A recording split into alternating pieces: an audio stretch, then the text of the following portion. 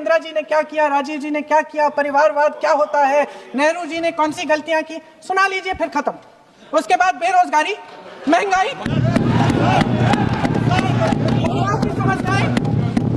जो पीएमओ में हो रहा है उसकी बातें, उसकी चर्चा, जो बैटिंग ऐप के बारे में हो रहा है पीएमओ के अंदर, जो एफस्टीन फाइलों में आपके मंत्री महोदय के नाम निकल आए हैं, उसकी चर्चा करेंगे। हमारा राष्ट्रगीत है, इस पर क्या बहस हो सकती है? हम ये बहस यहाँ आज दो वजहों से कर रहे हैं। पहला कि बंगाल का चुनाव आ रहा है, हमारे प्रधानमंत्री अपनी भूमिका निभाना चाहते हैं उसमें, और दूसरी वजह यह है कि जिन्होंने स्वतंत्रता की लड़ाई लड़ी, जिन्होंने देश के लिए बड़ी बड़ी कुर्बानियां दी, उन पर सरकार नए आरोप लादने का मौका चाहती है।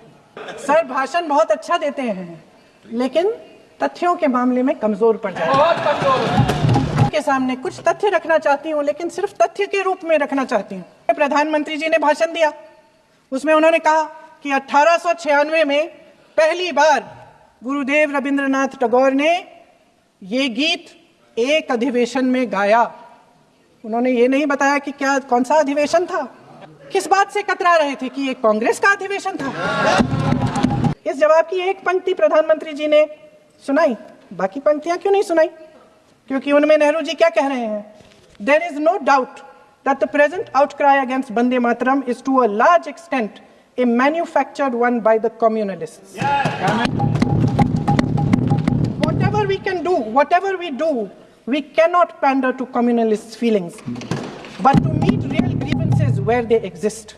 अगर इन्होंने BHEL, गेल, सेल, भाखड़ा नंगल ये सब नहीं बनाया होता जो आप सब बेच रहे हैं, तो ये विकसित भारत कैसे बनता?